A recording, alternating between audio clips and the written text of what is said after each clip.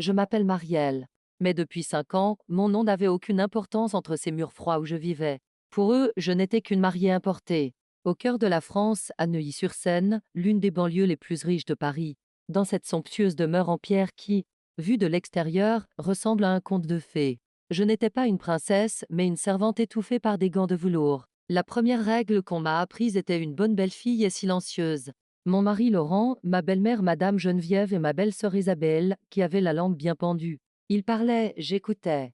Ils ordonnaient, j'obéissais. Ils dépensaient, je rendais des comptes. Mais ils ont oublié que le silence n'était pas un consentement, mais une accumulation. Ils n'ont pas su calculer comment l'eau accumulée derrière un barrage finirait par le détruire le jour venu.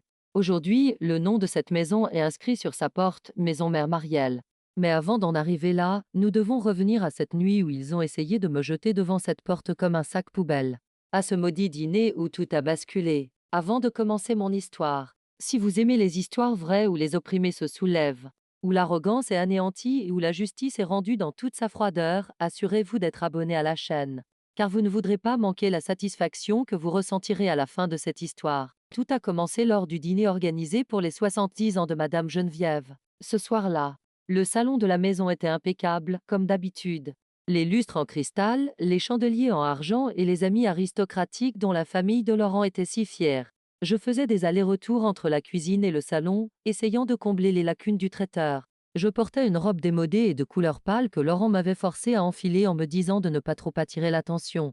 Je me sentais comme un fantôme dans cette maison. Ma belle-sœur Isabelle s'est approchée de moi, une coupe de champagne à la main. Elle arborait son sourire faux et collant. « À Marielle », dit-elle d'une voix si forte qu'il était évident qu'elle voulait que le groupe à côté de nous l'entende. « T'as-tu acheté pour l'anniversaire de ma mère encore quelque chose de fait main? Tu sais bien que chez nous, fait main signifie je n'ai pas d'argent. » Dame rire. Ces rires français raffinés, si fins qu'ils en deviennent agaçants. J'ai baissé la tête. J'ai brodé un foulard spécial pour votre mère, Isabelle. Sur de la soie. Ai-je murmuré. Laurent s'approcha de nous. Je ne m'attendais pas à ce qu'il me protège, bien sûr. C'était un homme qui perdait toute son assurance dès qu'il se trouvait aux côtés de sa mère et de sa sœur. Il me prit fermement par le bras. Ne nous fais pas honte, Marielle. Retourne en cuisine et assure-toi que le service se déroule sans accroc. Ma mère va bientôt descendre avec son ensemble d'émeraudes, un héritage familial, et elle veut que tout soit parfait. La parure d'émeraude. Le trésor sacré de la famille Dubois. Une parure de collier et de boucles d'oreilles datant du 19e siècle, d'une valeur inestimable. Madame Geneviève ne la portait que lorsqu'elle voulait montrer son pouvoir. Et ce soir, c'était le moment idéal pour montrer son pouvoir. Je retournai dans la cuisine. Mes mains tremblaient, mais je ne pleurais pas. Une bonne mariée reste silencieuse. Me répétais-je intérieurement. Cette phrase était comme un mantra gravé dans mon cerveau. Mais cette nuit-là, j'allais apprendre à mes dépens que le silence ne pouvait pas me protéger. Une demi-heure plus tard, le cri provenant de l'étage supérieur couvrit le tintement des verres en cristal. On m'a volé. Non, mon Dieu, non. Cette voix était celle de Madame Geneviève. La musique s'est arrêtée. Le brouhaha dans la salle s'est tu comme un coup de couteau. Laurent s'est précipité vers les escaliers, suivi d'Isabelle. Quant à moi, je suis restée figée à l'entrée de la salle, un plateau à la main. J'avais un mauvais pressentiment, très mauvais. Une boule froide grandissait dans mon estomac. Quelques minutes plus tard, Laurent apparut en haut des escaliers. Son visage était livide, mais ses yeux ne reflétaient pas la peur, mais la colère. Et cette colère m'était directement destinée. « Marielle !» rugit-il. « Monte. Tout de suite. » J'ai confié le plateau à un serveur. Les jambes tremblantes, j'ai gravi les larges marches recouvertes de tapis rouges. Les regards des invités étaient plantés dans mon dos. J'entendais leur chuchotement « C'est la fille étrangère. Je ne lui ai jamais fait confiance. Elle a l'âme d'une servante. » Lorsque je suis entrée dans la chambre, Madame Geneviève était affalée sur la chaise devant sa coiffeuse et versait des larmes de crocodile. Isabelle, quant à elle, faisait les 100 pas au milieu de la pièce, telle une procureure. « Le coffre-fort est ouvert », m'a dit Isabelle dès qu'elle m'a vue. Elle a pointé son doigt vers mon visage. « Et la seule personne à part nous qui connaît le code, c'est toi qui aides ma mère les jours de ménage. »« Quoi ?» dis-je, sans voix. « Je n'ai jamais ouvert le coffre-fort. Je ne connais même pas le code. »« Ne mens pas !» cria Laurent. Il s'avança vers moi. « Le mois dernier, quand ma mère était alitée, c'est toi qui lui as demandé d'aller chercher ses médicaments dans le coffre-fort. C'est là que tu as vu le code, n'est-ce pas? Tu prépares ton coup depuis ce jour-là. »« Laurent, je te jure. Apportez votre sac, » dit Madame Geneviève. Ses larmes s'étaient soudainement arrêtées. Sa voix était glaciale. fouiller sa chambre et son sac. Ces émeraudes ne peuvent pas avoir quitté cette maison. Pas encore. Ce n'était pas une fouille. C'était une exécution. Isabelle courut vers ma chambre avec un enthousiasme qui semblait avoir été attendu depuis des années. Laurent m'attrapa par le bras et m'entraîna avec elle. Dans ma propre chambre, je regardais mes effets personnels, mes tiroirs, mes sous-vêtements se répandre sur le sol. Isabelle dispersait tout comme une bête sauvage. Ce n'est pas ici, dit Isabelle avec une colère mêlée de déception. Puis son regard se posa sur ma vieille valise fermée à clé, posée sur l'armoire. Cette valise, que j'avais rapportée de Turquie, contenait quelques affaires qui m'appartenaient et qui avaient appartenu à ma grand-mère. C'était mon espace personnel. Ouvre ça, a dit Laurent. Non, répondis-je. Pour la première fois, ma voix ne tremblait pas. C'est mon affaire personnelle. Il ne contient pas vos émeraudes. Sans hésiter un seul instant, Laurent donna un coup de pied dans la valise. La serrure ne cessa pas, mais la fermeture éclair éclata. Le contenu se répandit sur le sol. De vieilles photos, quelques livres en turc et, tout au fond, une pochette en velours. Isabelle s'est précipitée. Elle a attrapé la pochette. Voilà. S'est-elle exclamée triomphalement. J'en ai eu le souffle coupé. Ce sac n'était pas à moi. Je le voyais pour la première fois de ma vie. Isabelle retourna la pochette. Le collier d'émeraude de Madame Geneviève tomba dessus, sur mes pelusées. Les pierres vertes brillaient dans la pénombre de la pièce, comme pour me trahir. Je n'ai rien fait, dis-je. Ma voix n'était qu'un murmure. Je ne l'ai pas mise là. C'est un piège. Madame Geneviève apparut dans l'embrasure de la porte. Elle regarda le collier par terre, puis me regarda. Son visage n'exprimait pas la déception, mais le dégoût. Nous t'avons recueilli dans la rue, dit-elle. Chaque mot était comme une gifle. Nous t'avons donné un nom de famille. Nous t'avons accueilli à notre table. Et c'est ainsi que tu nous remercies, en volant. Maman, je te jure que je ne l'ai pas pris. Quelqu'un a dû le mettre là. Mon regard se posa sur Isabelle. Je vis ce léger sourire au coin de ses lèvres. Ce sourire de victoire sournois. À ce moment-là, je compris. Ce n'était pas un incident isolé. C'était un complot minutieusement préparé pour me détruire. Laurent s'écria, ça suffit. Je n'appellerai pas la police. Je ne salirai pas ton nom, par respect pour ton pauvre père. Mais c'est fini, Marielle. Nous savions depuis le début que ce mariage était une erreur. Il s'est penché vers moi, son souffle me frappant le visage. Demain matin, a-t-il dit, tu auras quitté cette maison avant que je me réveille. Tu n'emporteras rien d'autre que les vêtements que tu portes. Les bijoux, les cadeaux que je t'ai offerts, tout restera ici. Prends seulement ta misérable valise et va-t'en. Où puis-je aller sans un sou? Demandai-je. Les larmes commençaient à couler de mes yeux. Je suis dans un pays étranger, je n'ai personne. Tu aurais dû y penser avant de le voler. A sifflé Isabelle. Ils sont sortis de la pièce. Ils ont claqué la porte derrière eux. Ils ont continué la fête en bas, comme si de rien n'était, comme s'ils n'avaient pas détruit la vie d'une femme à l'étage. La musique a repris de plus belle. Les rires ont repris. Au milieu de la pièce, parmi mes affaires éparpillées, je me suis effondrée à genoux. J'ai pleuré pendant des heures. Le désespoir était comme une main rouillée qui m'étranglait. Je ne pouvais plus respirer. J'avais donné 5 ans de ma vie. J'avais donné ma jeunesse, ma joie, ma voix. Et en échange, on me traitait de voleuse. Et on me mettait à la porte. Vers minuit, mes larmes se sont taries. La fatigue provoquée par les pleurs a laissé place à un étrange vide. Je me suis levée. J'ai commencé à faire ma valise. Cette vieille valise minable qui m'appartenait, comme disait Laurent. La doublure de la valise était déchirée. Les coutures de la doublure intérieure avaient éclaté à cause du coup de pied de Laurent. En essayant de réparer la doublure avec mes mains, mes doigts ont touché un objet dur et froid. Sous la doublure, dans un compartiment secret, il y avait quelque chose. Je me suis arrêtée. Cette valise m'avait été donnée par mon grand-père sur son lit de mort, juste avant mon départ de Turquie. Pour les jours difficiles, ma fille, m'avait-il dit, à n'ouvrir que lorsque tu te sentiras vraiment seule.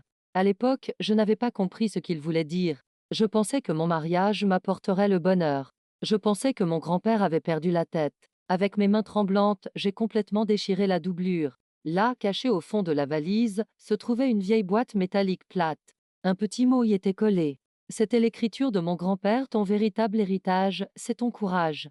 Mais c'est aussi ta force à Paris. J'ai sorti la boîte. Elle était lourde. Elle n'avait pas de serrure, seulement un mécanisme complexe. Quand j'étais enfant, mon grand-père m'avait appris à ouvrir ces boîtes à mécanisme. Mes doigts ont appuyé aux bons endroits, par habitude. Clic. Le couvercle s'est ouvert. Et à ce moment-là, mes larmes ont fait place à la stupéfaction. Dans la boîte, il y avait de vieilles lettres, des titres de propriété et des billets à ordre. Au-dessus, il y avait un livret bancaire et la carte de visite d'un avocat. L'adresse sur la carte de visite était à Paris. La date était très ancienne. Mais le nom était familier, Imen Guérim Yater Mortac succursale de Paris. Ma main se porta sur les titres de propriété. Je commençai à lire les adresses. La première était un appartement dans le 16e arrondissement de Paris. La deuxième était un entrepôt commercial. Et la troisième. Lorsque j'ai pris le troisième titre de propriété, j'ai cru que l'air s'était évacué de la pièce. Je n'en croyais pas mes yeux. J'ai relu l'adresse indiquée sur le titre de propriété plusieurs fois. Puis j'ai levé la tête et j'ai regardé les murs de cette maison qui m'avait humilié et accusé de vol. L'adresse était celle du manoir dans lequel je me trouvais, celui dont j'avais été expulsé. Le titre de propriété datait de 1960 et la mention relative à la propriété à 50% commençait par le nom de mon grand-père. Mon cœur battait à tout rompre dans mes oreilles. J'entendais encore les rires qui montaient d'en bas. La voix aiguë d'Isabelle, la fausse gaieté de Laurent. Il pensait m'avoir achevé. Il pensait m'avoir jeté à la rue, m'avoir détruit. Mais ce bout de papier que je tenais dans ma main n'était pas seulement un titre de propriété. C'était une déclaration de guerre. J'ai essuyé mes larmes. Je me suis regardé dans le miroir. Mes yeux étaient gonflés, mon maquillage avait coulé. Mais derrière ces yeux, quelque chose de nouveau brillait qui n'était pas là auparavant. La peur avait disparu. La tristesse s'était évaporée. À leur place, il y avait cette détermination glaciale, dont parlait mon grand-père. J'ai fermé la boîte en silence et l'ai rangée dans le coin le plus sûr de ma valise. Une bonne épouse est silencieuse, disait-on, n'est-ce pas? Très bien. Alors je serai silencieuse. Aussi silencieuse qu'un loup attendant sa proie. Je quitterai cette maison demain matin, mais pas en tant que victime, plutôt comme un patron inspectant ses biens. Il pensait que le jeu était terminé, mais en réalité, il ne faisait que commencer. Ce matin-là, lorsque j'ai quitté le manoir de Neuilly-sur-Seine, le soleil n'était pas encore levé. Maria, la femme de chambre, m'a vu sortir par la porte arrière. Elle avait des sacs poubelles à la main. Nos regards se sont croisés.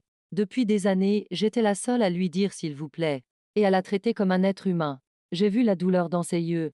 Madame, a-t-elle murmuré. Ce n'est pas juste. Je me suis retournée vers elle et lui ai simplement souri. Mais ce n'était pas le sourire d'une femme vaincue. Ne t'inquiète pas, Maria. Lui et je murmurai.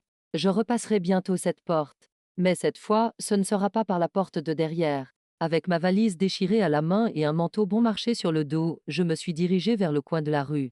Laurent, mon noble. Marie avait oublié une chose en me jetant à la rue sans le sou. Ma fierté était peut-être brisée, mais mon intelligence était toujours intacte. Et surtout, la boîte métallique cachée dans la doublure de ma valise me servait d'armure. J'ai hélé un taxi. Le chauffeur m'a regardé dans son rétroviseur. Il a probablement vu une immigrante battue, fuyant un mari riche. Où allez-vous? M'a-t-il demandé d'une voix rude. Paris, 16e arrondissement. Ai-je répondu. Rue de la Pompe. Il était surpris. Cette adresse était celle du cabinet d'avocat le plus cher et le plus prestigieux de Paris. J'avais pris ce taxi avec le dernier argent liquide que Laurent avait oublié d'annuler dans ma poche. Mais à l'endroit où je devais descendre, j'allais trouver le nom qui allait changer mon destin sur cette carte de visite. Tout au long du trajet, j'ai serré la boîte contre moi. La peur m'envahissait par vagues. Et si les documents étaient faux? Et si mon grand-père n'était qu'un vieil homme rêveur? Et si ce cabinet d'avocat avait fermé ses portes il y a 40 ans? Alors que ces pensées me taraudaient l'esprit, j'aimerais faire une parenthèse dans mon récit. Si vous m'écoutez en ce moment et que vous avez déjà vécu un moment où vous vous êtes dit c'est ici que tout s'arrête, laissez un émoji point de rupture dans les commentaires. Car à ce moment précis, assis à l'arrière de ce taxi, j'allais jouer le plus grand pari de ma vie. Le taxi s'est arrêté dans une rue bordée de vieux immeubles en pierre. J'ai regardé l'adresse sur la carte de visite. L'immeuble était là. Sur la porte, une plaque en laiton indiquait « Cabinet Lefebvre et partenaire cabinet d'avocat ». La carte de visite de mon grand-père indiquait Maître Pierre Lefebvre. Je suis entrée. La femme à la réception a regardé mes vêtements et ma valise déchirée et a fait la grimace. « Puis-je vous aider ?» m'a-t-elle demandé d'un ton dédaigneux, comme si elle voulait se débarrasser de moi au plus vite. « Je voudrais voir Maître Lefebvre. » ai-je répondu en levant le menton. La femme a ri. « Maître Pierre Lefebvre est décédé il y a 10 ans, madame. C'est son fils, Maître Jean-Paul, qui dirige le cabinet actuellement et sans rendez-vous. » Je l'interrompis. Je sortis de ma valise la vieille procuration jaunie. Je posai le document, portant les signatures de mon grand-père et de Pierre Lefebvre, sur le comptoir en marbre en le frappant violemment. Alors dites à son fils, dis-je. Le petit-fils de Hazan Imen est ici, et il est venu récupérer une vieille dette. Le sourire de la femme s'est figé. Elle a regardé le nom sur le papier. Elle a pâli. Elle a passé un coup de fil et a chuchoté quelque chose. 2 minutes plus tard, les lourdes portes en chêne se sont ouvertes en grand. Un homme d'une cinquantaine d'années, vêtu avec élégance, aux cheveux gris, s'est rapidement approché de moi. C'était Jean-Paul Lefebvre. Il m'a dévisagé. Il n'a pas regardé mes vêtements, mais mes yeux. Madame Marielle, dit-il avec surprise. Êtes-vous cette partenaire fantôme mentionnée dans le testament de mon père? Il m'a fait entrer dans son bureau. Lorsque nous sommes entrés dans la pièce, le monde froid et impitoyable de l'extérieur est resté derrière la porte. C'était un endroit où régnaient des fauteuils en cuir, l'odeur des livres anciens et le silence solennel de la justice. J'ai posé la boîte sur la table. Les titres de propriété, les actes notariés, les notes manuscrites de mon grand-père. Jean-Paul les a examinés avec minutie. Il a pris une loupe et a vérifié les signatures. Les minutes semblaient durer des heures. Mon cœur battait à tout rompre. Finalement, il a retiré ses lunettes et s'est adossé à sa chaise. Son visage affichait une expression étrange, pleine d'admiration. Incroyable, murmura-t-il. Mon père m'a toujours parlé du dossier Hymen, mais il ne m'a jamais dit où se trouvaient les originaux des documents. C'est vrai? Demandai-je, la voix tremblante. Ce titre de propriété, le titre de propriété de la maison dont j'ai été expulsé. C'est vrai? Jean-Paul se leva. Il se dirigea vers la fenêtre. Madame Marielle, dit-il. Votre grand-père, monsieur Hazan, n'était pas un ouvrier du bâtiment lorsqu'il est arrivé à Paris dans les années 1960. C'était un investisseur secret. À cette époque, la famille Dubois, c'est-à-dire la famille de votre mari, était au bord de la faillite. Dame d'aide de jeu, de mauvais investissements. Ils étaient en train de tout perdre. Il se tourna vers moi.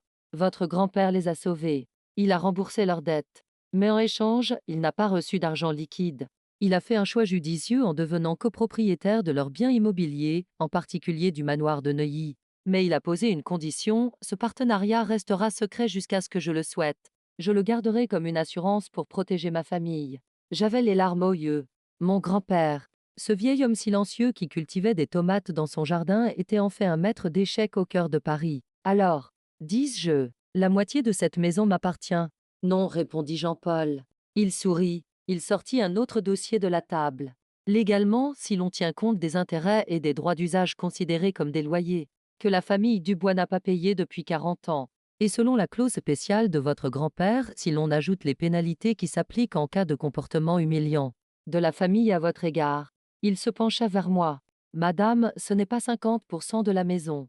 Avec les dettes actuelles, 85% de cette propriété et l'ensemble des entrepôts commerciaux vous appartiennent légalement en tant qu'héritière unique de votre grand-père. J'en ai eu le souffle coupé. Ma tête s'est mise à tourner. La maison dont Laurent m'avait chassé. Les salons où Geneviève se promenait comme une reine. Les escaliers où Isabelle me regardait de haut. Tout cela m'appartenait. C'était à moi. Que faisons-nous maintenant? Demandai-je. La colère glaciale qui m'habitait laissait place à une excitation intense et puissante. Allons-nous voir la police? Allons-nous les mettre à la rue? Jean-Paul secoua la tête. Non, dit-il. Ce serait trop simple. Et sans intérêt. Il sortit une tablette de son tiroir. La justice est une vengeance froide, madame. D'abord, nous allons les étouffer avec leur propre arrogance. À leurs yeux, vous êtes actuellement une pauvre femme sans le sou, à la rue. Nous allons utiliser cela. Comment? Tout d'abord, un endroit sûr, dit-il. L'un de vos autres biens immobiliers est actuellement vacant. Il s'agit d'un appartement luxueux dans le centre de Paris. Vous allez vous y installer. Ensuite, nous numériserons ces documents. Et surtout, il plissa les yeux. Vous avez été accusé de vol dans cette maison, n'est-ce pas? Le collier d'émeraude? Oui, répondis-je. C'est Isabelle qui l'a posé là. Je le sais. Nous devons le prouver, dit Jean-Paul. Si nous le prouvons, nous ne nous contenterons pas de récupérer les biens. Nous les enverrons également en prison. Y a-t-il des caméras dans la maison? Seulement à l'entrée et dans le jardin, répondis-je. Il n'y en a pas à l'intérieur. Geneviève ne voulait pas, pour des raisons de respect de la vie privée. Jean-Paul sourit. Vous voulez dire qu'il n'y a pas de caméra officielle.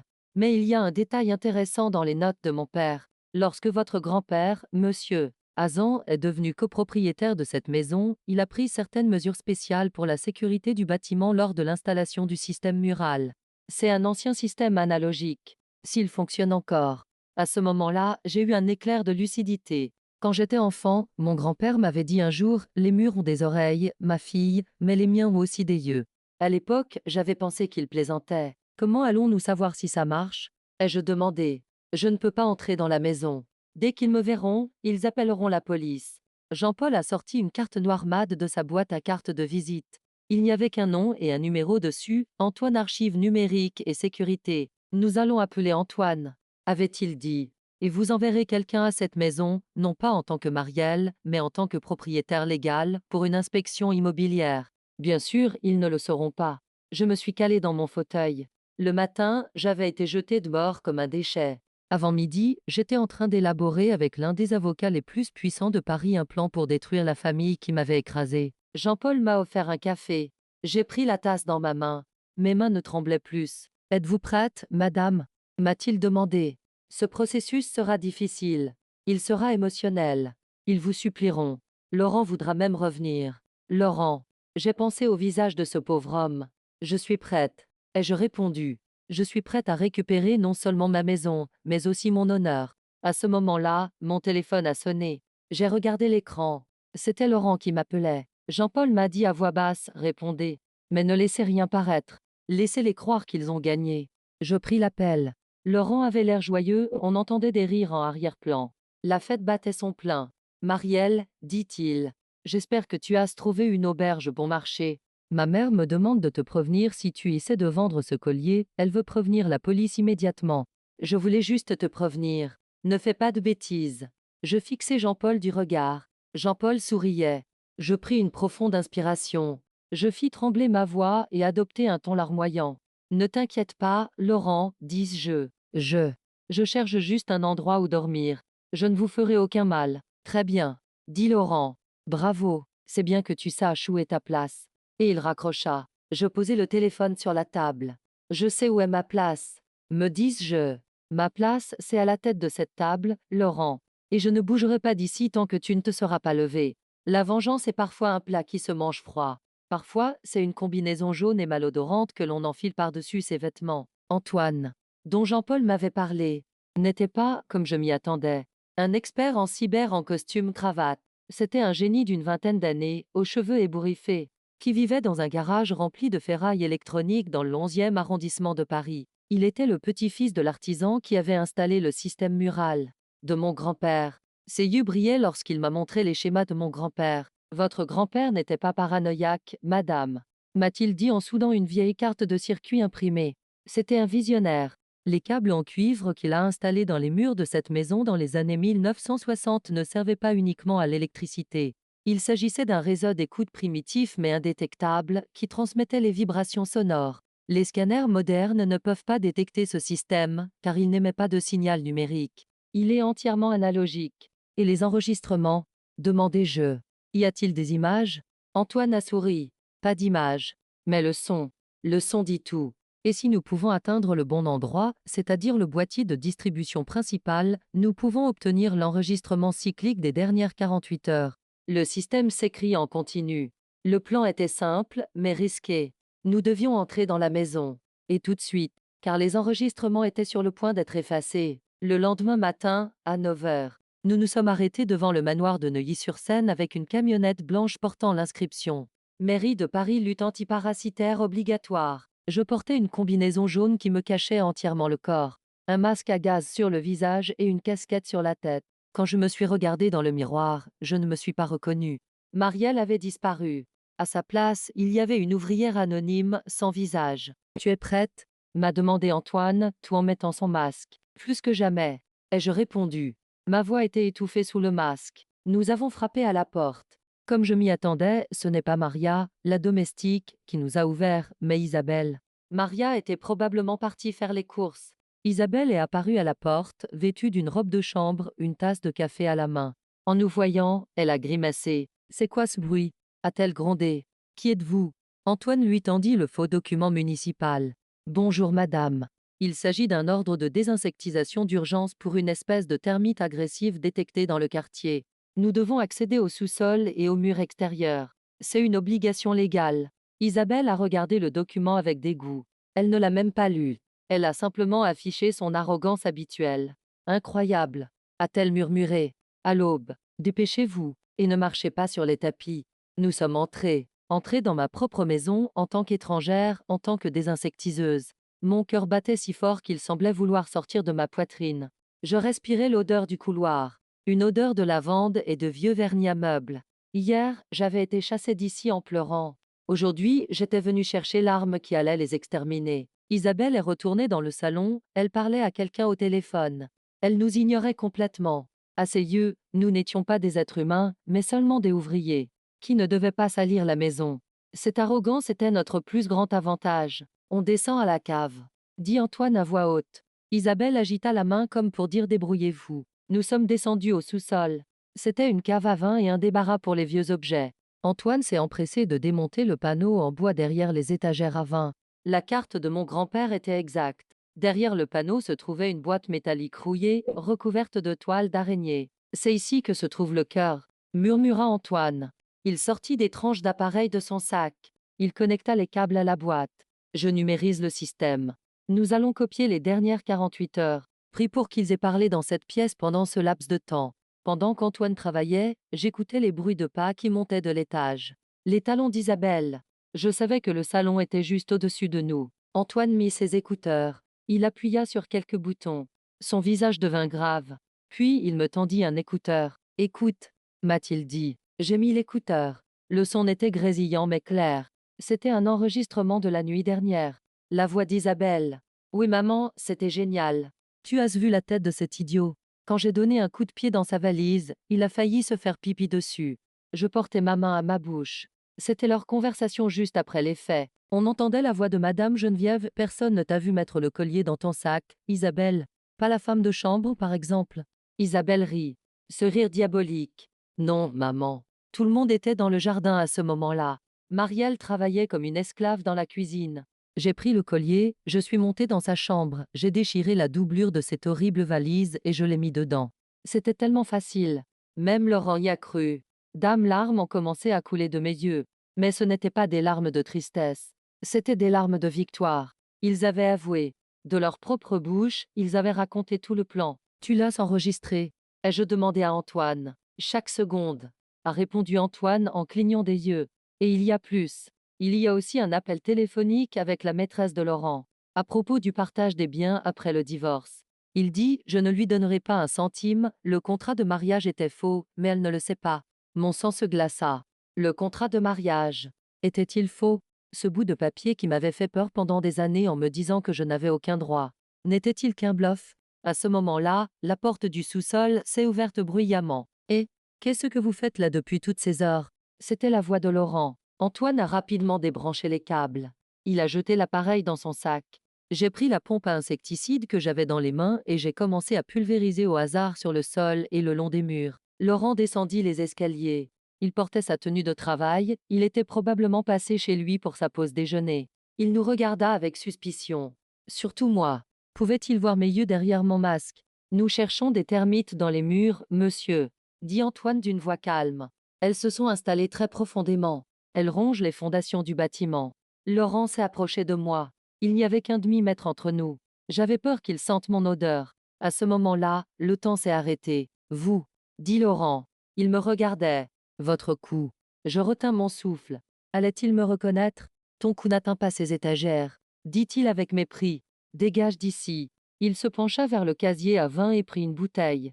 Quand vous aurez fini, dégagez. Y aérez cette odeur de médicaments répugnante. Il se retourna et monta les escaliers. J'ai poussé un profond soupir. Mes jambes tremblaient. Antoine m'a serré l'épaule. Allons-y, a-t-il dit. On a ce qu'on voulait. De retour au minibus, j'ai retiré mon masque. J'ai inspiré profondément l'air pur. J'avais dans la main un disque numérique. Sur ce disque était écrit leur destin. Tu sais, Antoine, dis-je alors que le minibus s'éloignait de cette somptueuse demeure, Laurent avait raison. Quelque chose rongeait les fondations du bâtiment. Antoine m'a regardé. Mais les termites ne sont pas dans les murs. Je dis en souriant. Les termites de cette maison, ce sont ceux qui sont assis dans ces fauteuils. Et maintenant, l'heure de la désinfection a vraiment sonné. Ce soir-là, dans le bureau de Jean-Paul, une tasse de café chaud à la main, nous avons écouté ces enregistrements. Jean-Paul s'est adossé à sa chaise avec le sourire le plus satisfait que j'ai jamais vu. Mesdames et messieurs, dit-il, ce n'est pas seulement une affaire de calomnie pour vol. C'est une affaire de fraude qualifiée, de falsification et de complot. Nous n'allons pas seulement les expulser de la maison. Nous allons les enterrer dans l'histoire. Mais avant cela, nous devions leur faire une petite surprise. Avant que la procédure judiciaire ne commence, nous devions leur faire croire que les fantômes étaient de retour. Que diriez-vous d'envoyer cet enregistrement à Isabelle sous forme de message anonyme avant de le remettre à la police? Ou mieux encore, de le diffuser sur grand écran lors de la réunion de l'association que Madame Geneviève aime tant? Installez-vous confortablement pour écouter la phase la plus créative et la plus cruelle du plan de vengeance de Marielle. Car maintenant, c'est à moi de jouer le rôle du chasseur. Et j'aime jouer avec ma proie. Abonnez-vous à la chaîne et activez les notifications. Le spectacle commence. Le plus doux aspect de la vengeance n'est pas de voir la chute de votre ennemi, mais de savoir que cette chute a commencé dans son esprit. Vous n'avez pas besoin de porter un coup physique. Il vous suffit de semer le doute, et leur arrogance transformera cette graine en une forêt de peur. Cela faisait seulement 48 heures que j'avais quitté cette froide demeure de Neuilly. Mais à présent, je me trouvais dans le 7e arrondissement de Paris, dans le luxueux appartement que mon grand-père avait gardé en réserve. Avec vue sur la tour Eiffel, un verre de Pétrus à la main. Je portais une robe de chambre en soie d'une qualité que Laurent ne m'aurait jamais offerte. Jean-Paul était impatient d'entamer la procédure judiciaire. Prenons immédiatement des mesures conservatoires, disait-il. Mais je l'en ai empêché. Non, ai-je répondu. Amusons-nous d'abord un peu. Semons la zizanie entre eux. Quand le coup de grâce juridique arrivera, ils ne seront plus en état de se défendre. Il y avait 3 téléphones sur mon bureau. Les téléphones fantômes. Ma première cible était Isabelle, ma belle-sœur sournoise et voleuse. Il était 19h30, d'après les informations que m'avait données Maria. La femme de chambre, Isabelle était en train de dîner avec son fiancé dans le restaurant le plus en vogue de Paris. J'ai pris mon téléphone. J'ai envoyé à Isabelle un message WhatsApp depuis le numéro intraçable préparé par Antoine. Le message ne contenait ni menace ni insulte, juste un fichier audio de 15 secondes. J'ai appuyé sur le bouton envoyer. J'ai fermé les yeux et j'ai imaginé la scène. Isabelle regarde son téléphone. Elle ouvre le fichier. Et elle entend sa propre voix. J'ai pris le collier, je suis montée dans sa chambre, j'ai déchiré la doublure de cette horrible valise. C'était tellement facile. Le message de Maria est arrivé 5 minutes plus tard. Madame, Isabelle a crié au milieu du restaurant et a laissé tomber son téléphone dans son bol de soupe. Elle est maintenant dans les toilettes, en train de pleurer et d'appeler sa mère. J'ai souri. J'ai pris une gorgée de vin. Le premier run était pour nous. C'était au tour de Laurent, mon mari, ou plutôt ce pauvre homme qui était mon mari sur le papier. Je n'avais pas oublié ses plans de détournement de biens, avec sa maîtresse et ses aveux concernant le faux contrat de mariage. Jean-Paul avait organisé un petit problème technique. Par l'intermédiaire de ses amis à la banque, toutes les cartes de crédit et les comptes professionnels de Laurent avaient été bloqués pendant 24 heures pour transactions suspectes. Il ne s'agissait pas d'un gel légal, mais simplement d'un protocole de sécurité agaçant. Mais je savais où se trouvait Laurent à ce moment-là. Il était parti acheter une bague en diamant très coûteuse à sa maîtresse Sophie. Mon téléphone vibra. Un message de Jean-Paul, la carte a été refusée chez le bijoutier. Il crie sur le gérant du magasin. La police va être appelée. Je ne pus retenir mon rire. Je voyais Laurent, le visage rouge écarlate, hurler « Je suis de la famille Dubois. Cette carte n'a pas de limite ». Mais ce qu'il ignorait, c'est que cette carte n'avait peut-être pas de limite, mais que le propriétaire de la fortune à laquelle elle était liée avait changé. Et enfin, la grande patronne, Madame Geneviève. Ce soir, c'était la soirée la plus importante de l'année pour elle. Le gala de la Fondation d'aide aux élites parisiennes. Geneviève allait monter sur scène avec son collier d'émeraude et prononcer son discours hypocrite sur la vertu, l'honnêteté et les valeurs familiales. Je ne serais pas là, pas encore, mais un cadeau serait là à ma place. Antoine avait légèrement modifié le système de projection de l'hôtel où se déroulait le gala. Il ne s'agissait que d'un simple visuel. Un visuel qui apparaîtrait sur l'écran géant derrière elle, au milieu de son discours. Il était 21 heures. Geneviève était à la tribune. Maria me retransmettait le discours en direct avec son oreillette. Geneviève. Et nous, la famille Dubois, avons toujours été un symbole de transparence et d'honnêteté. À ce moment précis, la photo est apparue sur l'écran géant derrière elle. Ce n'était pas ma photo. Ce n'était pas non plus celle de mon grand-père. Azan Imen. L'écran affichait un gros plan de ce titre de propriété datant de 1960. Et en dessous, en lettres rouges géantes, était écrite la question suivante: est-ce honnête DE la part DE madame d'accuser le propriétaire DE la maison que vous louez DE vole? Un murmure s'est élevé dans la salle. Les gens ont commencé à chuchoter, à pointer du doigt. Geneviève s'est retournée. Elle a vu l'inscription. Le micro qu'elle tenait à la main est tombé par terre. Cette femme de fer, cette femme inébranlable, a vacillé sur l'estrade. La diffusion fut interrompue. Je pris une profonde inspiration. Je regardais les lumières de Paris. Cette nuit-là, personne ne dormirait dans cette demeure de Neuilly. Isabelle tremblerait de peur, Laurent de colère et Geneviève de honte. Mon téléphone sonna. C'était Laurent. Je ne répondis pas. Il sonna à nouveau. Je ne répondis toujours pas. À la troisième sonnerie, j'ai répondu, mais je n'ai pas parlé. Je lui ai simplement fait écouter l'enregistrement d'Antoine, la voix de Laurent. Ce contrat de mariage était déjà faux, mais elle ne le sait pas. Il y eut un profond silence à l'autre bout du fil. Puis la voix tremblante de Laurent se fit entendre. Marielle, qu'est-ce que tu as fait? Je n'ai rien fait, Laurent. Ai-je répondu d'une voix glaciale. Je reste simplement silencieuse, comme tu le souhaitais. Mais il semble que la vérité soit très bruyante. Je raccroche le téléphone. Et je résilie complètement la ligne. Le jeu est terminé. La guerre psychologique est finie. Demain matin, au lever du soleil, Jean-Paul et les équipes de police se rendront à cette porte. Cette fois-ci, ce ne sera pas en tant que détective. Cette fois-ci, ce ne sera pas non plus en tant qu'invité. Cette fois, avec un ordre d'expulsion. Que pensez-vous que Laurent fera quand il ouvrira la porte? Va-t-il pleurer? Va-t-il attaquer? Ou va-t-il se mettre à genoux et supplier? Il est 8 heures du matin. À Neuilly-sur-Seine, le temps est couvert et gris. Mais pour moi, le soleil n'a jamais brillé autant. 3 voitures noires se sont arrêtées au début de la rue. Je suis descendu de la voiture de tête avec l'avocat Jean-Paul et l'huissier de justice. Dames policiers en civil et des agents en uniforme sont sortis des voitures derrière. Je ne portais plus cette robe de mariée défraîchie aux couleurs pâles. J'avais revêtu un tailleur bleu nuit aux lignes épurées, élégant en cuir ancien mais élégant que mon grand-père m'avait laissé. J'ai levé la tête et j'ai regardé la maison. Ce magnifique bâtiment en pierre n'était plus un château qui m'oppressait, mais une propriété qui attendait d'être conquise. Jean-Paul m'a pris par le bras. Êtes-vous prête, madame? M'a-t-il demandé. J'attends ce moment depuis 5 ans. Ai-je répondu. Nous nous sommes dirigés vers la porte. J'ai sonné. Le son familier et grave du heurtoir en bronze a résonné à l'intérieur. 1 minute s'écoula. Personne ne vint ouvrir. Je sonnai à nouveau, longuement et avec insistance. Finalement, la porte s'est entr'ouverte. Laurent. Il avait les yeux cernés, il n'était pas rasé et portait les vêtements de la veille. Il était évident qu'il n'avait pas dormi. Derrière lui, au sommet de l'escalier, Madame Geneviève, vêtue d'une robe de chambre, nous observait comme un fantôme. Laurent a d'abord été surpris de me voir. Puis il a essayé d'afficher son arrogance habituelle. Toi, a-t-il dit d'une voix rauque, comment oses-tu venir ici?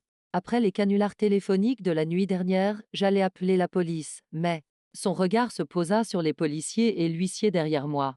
Il se tut. C'est nous qui avons appelé, Laurent, dis-je d'une voix calme, pour t'éviter cette peine. Jean-Paul fit un pas en avant.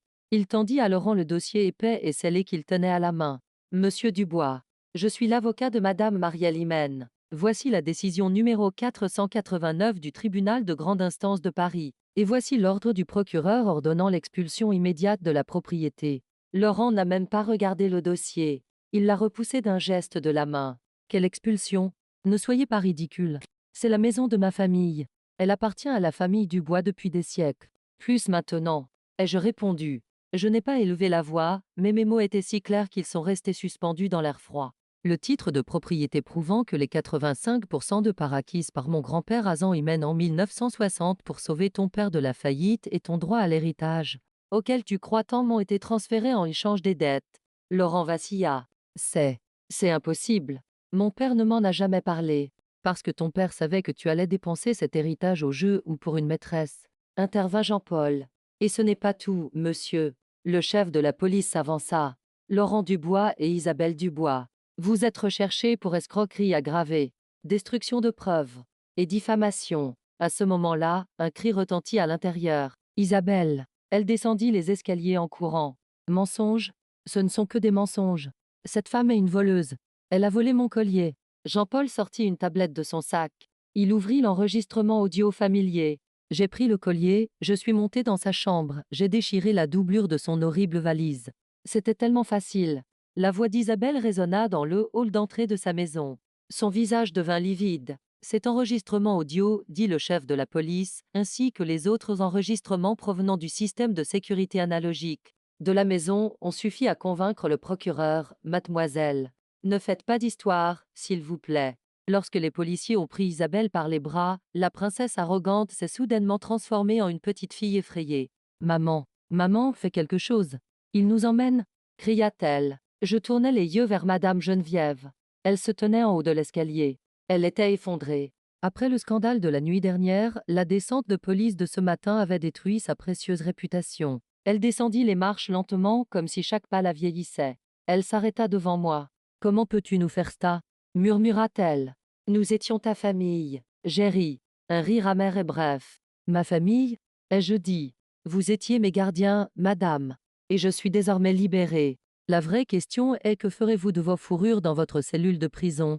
Pendant que les policiers faisaient monter Laurent et Isabelle dans leur voiture, les voisins s'étaient rassemblés aux fenêtres. Ils assistaient en direct à la chute de la famille Dubois, leurs voisins qu'ils appréciaient tant. Jean-Paul s'est approché de moi. La propriété a été officiellement saisie, madame.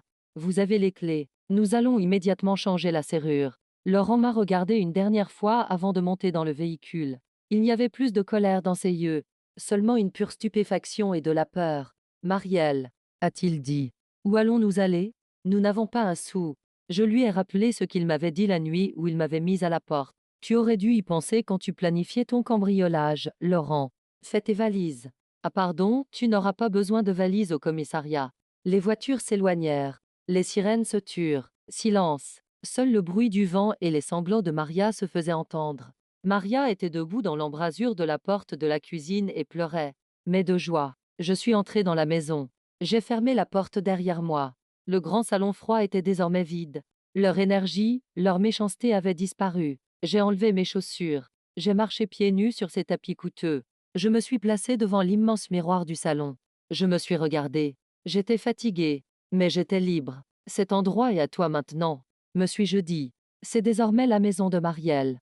Mais mon travail n'était pas encore terminé. Je devais nettoyer cette maison, pas seulement de la poussière, d'âmes souvenirs, de leurs traces. Et cette maison ne serait pas seulement la mienne, elle serait le refuge des femmes réduites au silence comme moi. J'ai sorti mon téléphone de ma poche. Ma première tâche était d'appeler l'artisan qui allait retirer la plaque manoir Dubois de la porte. L'histoire ne s'arrête pas là. La véritable transformation commence maintenant.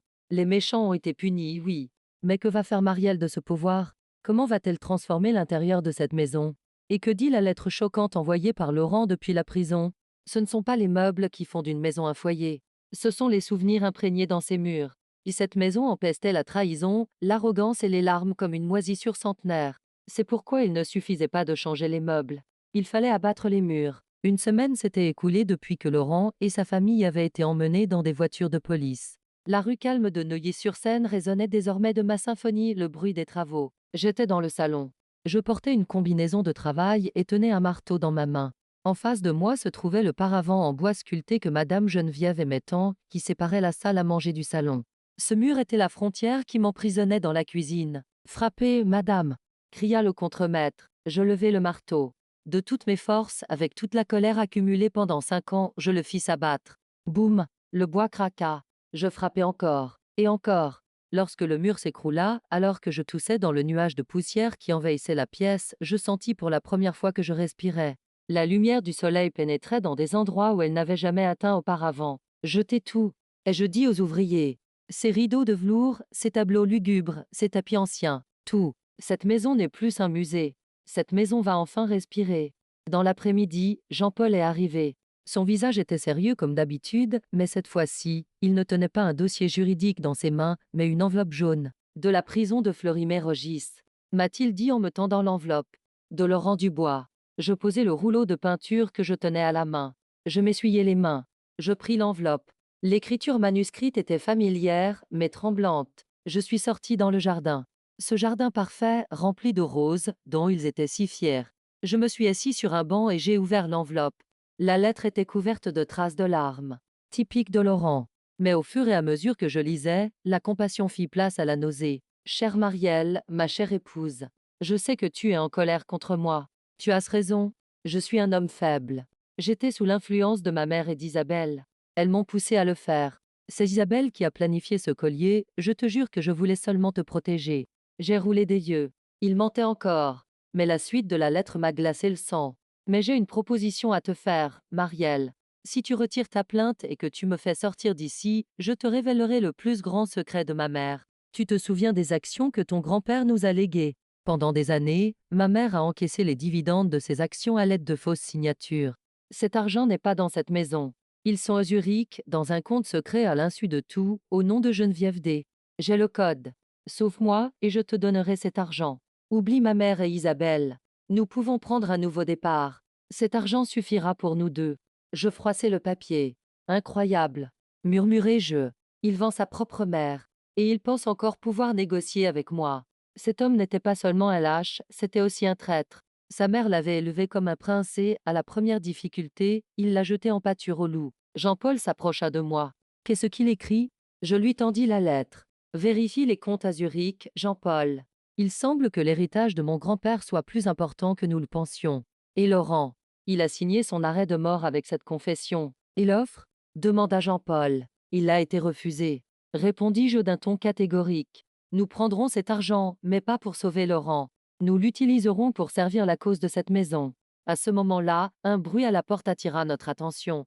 La grue était arrivée. Je me suis dirigé vers la porte. 2 ouvriers étaient en train de démonter l'énorme enseigne manoir DUBOIS, écrite en lettres de cuivre. Le bruit métallique des lettres tombant une à une était pour moi un chant de victoire. Apportez la nouvelle enseigne, ai-je dit. L'un des ouvriers a descendu du camion une enseigne moderne et sobre en bois. Elle était gravée à la main et portait l'inscription suivante: Maison Mère MARIELL. Maison de solidarité féminine et de nouveau départ. Alors que l'enseigne était en train d'être accrochée, j'ai remarqué du mouvement de l'autre côté de la rue. Une jeune femme se tenait là, un bébé dans les bras et un petit sac à la main. Elle semblait effrayée. Elle était manifestement dans la rue depuis plusieurs jours. Elle a lu l'enseigne. Puis elle m'a regardée. J'ai vu dans ses yeux cette détresse familière. C'était le regard que j'avais vu dans le miroir pendant 5 ans. J'ai ouvert la porte. J'ai ouvert les barreaux de fer en grand pour laisser entrer quelqu'un. Bonjour, ai-je dit à la femme. Vous avez besoin d'aide. La femme s'est approchée en tremblant. Est-ce ce que cet endroit? Est-ce vraiment un refuge pour femmes? A-t-elle demandé. Mon mari m'a. Je ne l'ai pas laissé finir. Vous êtes en sécurité maintenant. Lui ai-je dit. Entrez. C'est un peu poussiéreux, il y a des travaux, mais nous savons du thé chaud. Et surtout, ici, personne ne vous dira de vous taire. Lorsque la femme entra, Jean-Paul souriait derrière moi. Je glissai la lettre de Laurent dans ma poche. Alors qu'il planifiait de vendre sa mère dans sa cellule de prison, j'avais déjà sauvé une première vie dans son musée. La famille Dubois était détruite. Mais l'empire de Marielle ne reposait pas sur l'argent, mais sur la solidarité. L'odeur de la prison ne ressemble à aucune autre au monde. Un mélange de moisissure, de détergent bon marché et de désespoir, une odeur métallique. Assise dans la salle d'attente de la prison pour femmes de Versailles. Je comparais cette odeur à celle des salons parfumés à la lavande de Neuilly. Aujourd'hui, j'étais venu rendre visite à la femme qui avait transformé ma vie en enfer, Madame Geneviève.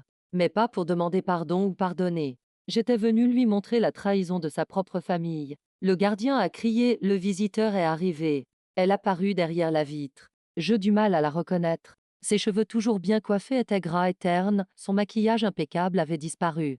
Ses yeux étaient cernés, les rides de son visage, sans poudre, ressemblaient à des vallées profondes. L'uniforme gris de la prison qu'elle portait était de taille trop grand pour elle. La reine était descendue de son trône et était devenue une prisonnière ordinaire. Elle a décroché le combiné. Ses mains tremblaient. Je pensais que tu ne viendrais pas, a-t-elle dit. Sa voix était cassée. Mais il restait encore des traces de son ancienne arrogance. Es-tu venu pour célébrer ta victoire? Cela te fait plaisir de me voir dans cet état. Je portais le combiné à mon oreille. Te voir ainsi ne me fait rien ressentir, Geneviève, dis-je. Ni pitié, ni plaisir. Tu n'es plus qu'un numéro de dossier pour moi. Elle plissa les yeux. Ne me sous-estime pas, Marielle. Mes avocats sont à l'œuvre. Nous allons intenter un recours contre les annotations figurant sur le titre de propriété de cette maison. Nous allons prétendre que l'enregistrement d'Isabelle a été truqué. Tu ne peux pas nous garder ici éternellement. Je souris. Tes avocats? Avec quel argent, Geneviève? Tous vos comptes ont été saisis. Même les cartes de crédit de Laurent ne fonctionnent plus. En entendant le nom de Laurent, son visage s'adoucit. Pendant un instant, son masque impassible tomba et laissa place à une mère inquiète. Comment va mon fils? Demanda-t-elle. Il ne tiendra pas le coup dans le quartier des hommes. Il est très. Est-ce qu'on s'occupe bien de lui? Il n'a rien fait de mal, Marielle, tu le sais bien. C'est moi qui ai tout planifié. Il m'a simplement écouté. C'était le moment que j'attendais. Le moment où une mère est prête à endosser la responsabilité du crime pour protéger son fils. Quelle ironie, car son fils n'avait pas hésité une seconde à la trahir. J'ai sorti l'enveloppe jaune de mon sac. La lettre de Laurent. Ton fils va très bien, Geneviève, ai-je dit. Il va même si bien qu'il cherche à établir de nouveaux partenariats commerciaux pour assurer son avenir. J'ai posé la lettre contre la vitre. Lis-la, ai-je dit. Elle plissa les yeux. Elle commença à lire la lettre. Les premières lignes la laissèrent de marbre. Mais lorsqu'elle arriva à la partie concernant Zurich, les comptes secrets et la remise des codes, je n'oublierai jamais ce moment. Geneviève pâlit. Ses lèvres se mirent à trembler. Ses yeux se fixèrent sur l'écriture manuscrite sur le papier, l'écriture de son fils. Oublie ma mère et Isabelle. Nous pouvons recommencer à zéro. Cet argent suffira pour nous deux. Elle leva la tête. Ses yeux étaient secs. Elle était sous le choc, pur et simple. C'est un mensonge, murmura-t-elle. Laurent n'écrirait pas ça. Il m'aime. C'est mon prince. Tu connais sa signature, Geneviève. Dis-je sans pitié. Et vous étiez les seuls à connaître l'existence de ce compte à Zurich, n'est-ce pas? Je n'en avais jamais entendu parler. Si Laurent ne nous l'avait pas dit, nous n'aurions jamais trouvé cet argent. Geneviève raccrocha le combiné. Elle se couvrit le visage de ses mains. Ses épaules se mirent à trembler. Aller en prison, perdre ses biens, voir sa réputation ternie. Rien de tout cela ne l'avait détruite. Mais ça, la trahison de son prince, l'avait tuée. C'est moi qui l'ai créée. Gémit-elle. Sa voix était étouffée derrière la vitre. Je l'ai protégé. J'ai caché les dettes de son père pour qu'il ne les découvre pas. Et lui, il m'a trahi? Il ne t'a pas seulement trahi, dis-je. Il t'a vendu. Il t'a vendu à bas prix, en échange de sa liberté. Je me levai. Jean-Paul est en train de négocier avec les autorités suisses. Grâce aux aveux de Laurent, les 4 millions d'euros de ce compte vont être saisis. Cet argent, c'est celui que tu as volé à mon grand-père pendant des années. Et tu sais ce que je vais faire de cet argent maintenant? Geneviève m'a regardé d'un air vide. Elle semblait avoir perdu toute son âme. Avec cet argent, dis-je vais offrir des bourses aux femmes victimes de ces hommes égoïstes et narcissiques que des femmes comme toi ont élevées. Pas sous le nom de Fonds Geneviève. Bien sûr, sous celui de justice de Marielle. Je me suis retournée. La visite est terminée. Ai-je dit au gardien. J'entendis Geneviève crier derrière moi. Laurent, maudit sois-tu. Maudit sois-tu. Lorsque je franchis la lourde porte et que je mis le pied dans la cour, le ciel était gris, mais l'air était pur. L'air qui remplissait mes poumons était la liberté même. Mon plus grand ennemi était désormais inoffensif. Je ne l'avais pas vaincu. Il avait été dévoré par le monstre qu'il avait lui-même créé. Mon téléphone a sonné. C'était Jean-Paul. Madame, a-t-il dit d'une voix enjouée, Zurich a donné son accord. Le transfert d'argent a commencé. Et devinez quoi? Isabelle veut parler. Elle demande une réduction de peine en échange de l'emplacement de l'autre coffre-fort de sa mère. J'ai éclaté de rire. Un rire franc et sincère. Le bonheur familial. Ai-je dit. Tout le monde se déchire. Alors, qu'est-ce qu'on fait maintenant, madame? En montant dans le taxi, j'ai dit, nous allons à la maison mère Marielle, Jean-Paul. Nous devons faire des achats pour le bébé de notre première invitée, Leïla, et nous avons beaucoup à faire avec ces 4 millions d'euros. Pensez-vous que cette famille recèle d'autres secrets?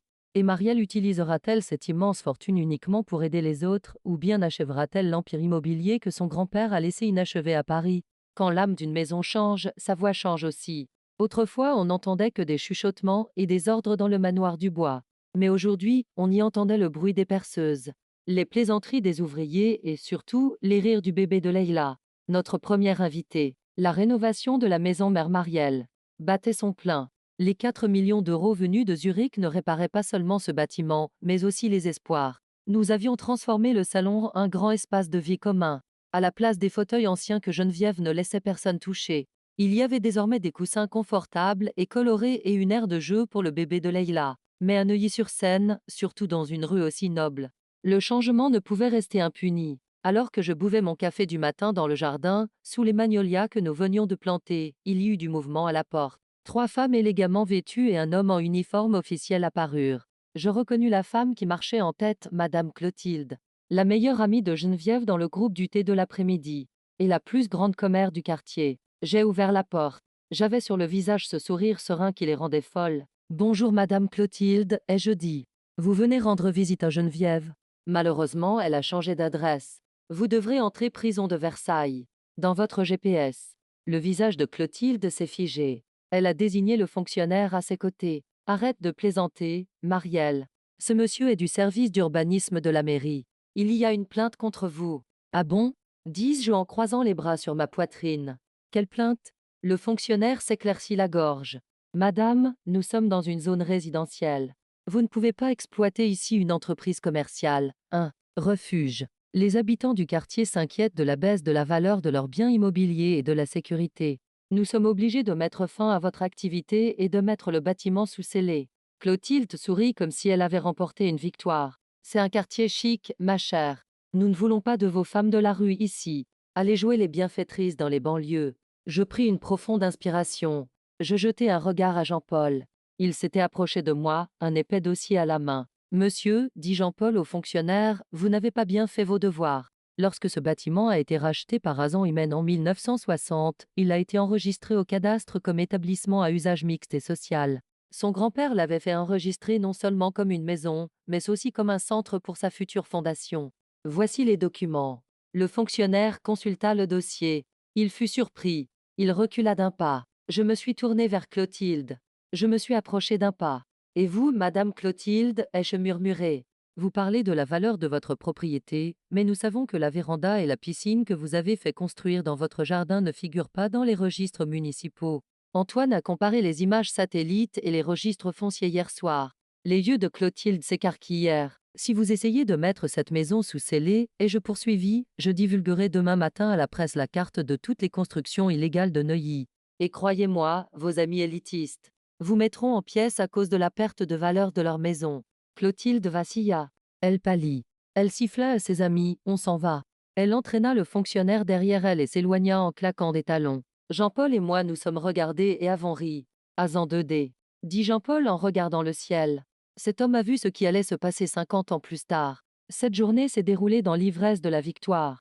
Dans l'après-midi, dans le grand salon de la maison, nous avons tenu la première réunion du conseil d'administration de la fondation que nous avions créée avec l'argent venu de Zurich. Moi, Jean-Paul, Antoine et une membre surprise, Maria. L'ancienne domestique de la maison était désormais la coordinatrice de terrain de la fondation. Dans un premier temps, nous allons fournir un logement à 10 femmes et une assistance juridique à 50 autres. Ai-je déclaré.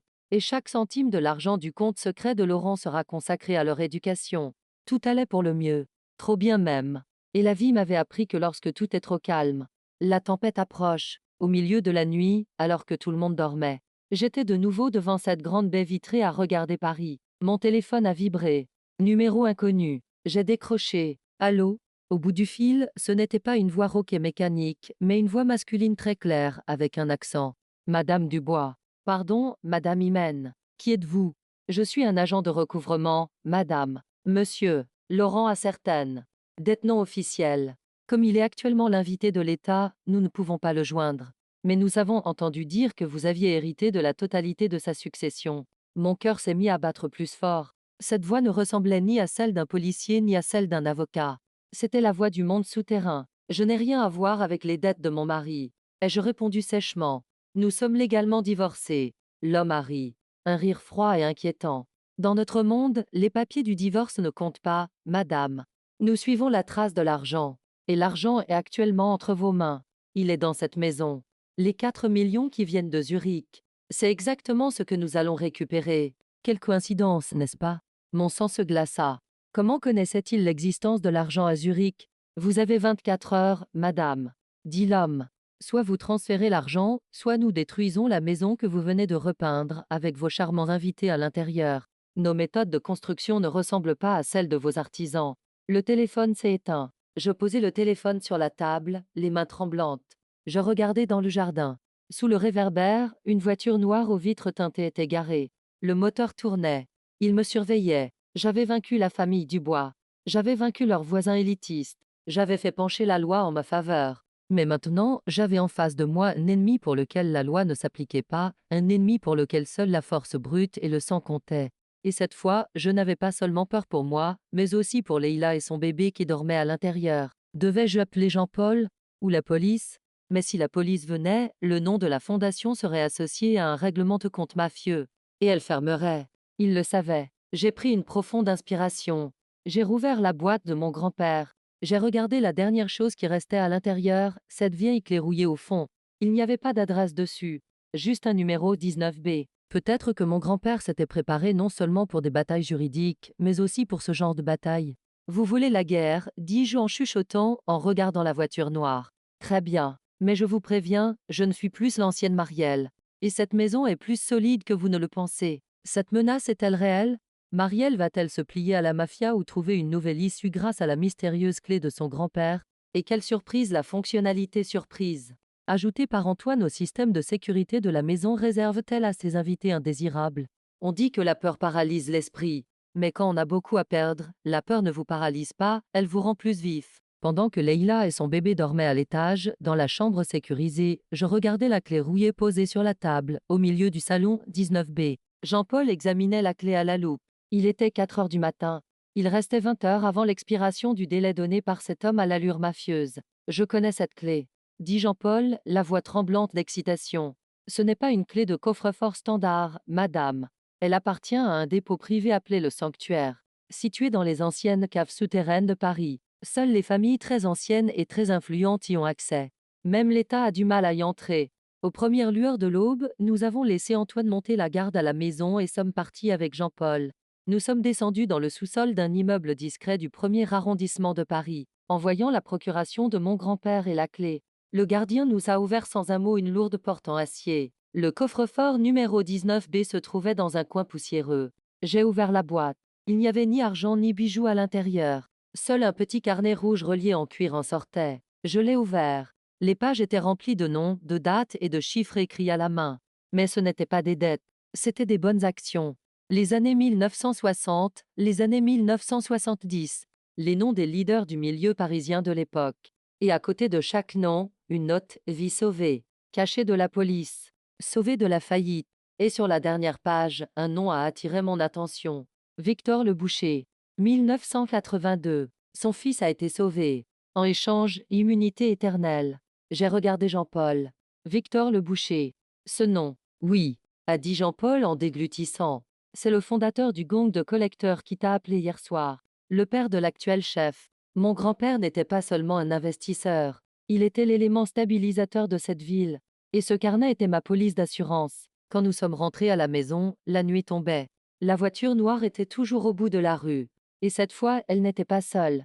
2 autres voitures étaient arrivées. Les préparatifs sont-ils terminés, Antoine? Demandai-je. Antoine me montra la tablette qu'il tenait dans ses mains. Le protocole Calais est en cours, madame. Nous attendons seulement leur arrivée. Il était minuit. Le délai était écoulé. La porte du jardin fut enfoncée dans un grand fracas. 10 à 12 personnes descendirent des voitures et pénétrèrent dans le jardin, armées de bâtons et de barres de fer. Aucun de nos voisins élitistes n'était à la fenêtre. Tous avaient tiré leurs rideaux, effrayés. Les hommes se sont précipités vers la porte d'entrée. « Ouvrez la porte !» a crié leur chef. « Sinon, nous allons mettre le feu à cette maison. » Je me tenais au milieu du salon, le cahier rouge à la main. « Antoine !» ai-je dit calmement. Maintenant, Antoine a touché la tablette. En un instant, des volets en acier sont descendus sur les élégantes fenêtres françaises. Clac, clac, clac. En quelques secondes, la maison s'est transformée en une boîte blindée. Les hommes étaient stupéfaits. Ils ont commencé à frapper les volets avec un pied de biche, mais en vain. Antoine a fait son deuxième geste. Explosion de l'humaine. Les spots décoratifs qu'il avait installés dans le jardin se mirent à briller comme les projecteurs d'un stade. Les hommes se couvrirent le visage de leurs mains comme aveuglés. Et aussitôt après, une onde sonore assourdissante se propagea. Système de défense sonique. Pendant que les hommes étaient étourdis dans le jardin, j'ai allumé le haut-parleur situé au-dessus de la porte d'entrée. Ma voix a résonné dans toute la rue. « Tu m'entends, le percepteur ?» L'homme a cligné des yeux et a regardé le haut-parleur. « Tu te moques de moi? Tu crois qu'on ne pourra pas ouvrir cette boîte de conserve? Je vais te donner un nom, ai-je dit, et une date. Si, après avoir entendu ce nom, tu as encore le courage de frapper à cette porte, alors viens. » Il y eut un silence. « Victor, ai-je dit. Victor le Boucher. 14 mai 1982. » L'homme se figea. Il baissa le pied de biche. « Tu. Comment connais-tu ce nom? Sais-tu qui a sauvé la vie de ton père? » demandai-je. « Hazan Hymen. » Et j'ai entre les mains le serment de sang, signé de la main de ton père. Quiconque touche à cette maison, à cette famille, fera souffrir Victor dans sa tombe. L'homme resta immobile pendant un moment. La voix arrogante au téléphone avait disparu, remplacée par un mélange de respect et de crainte.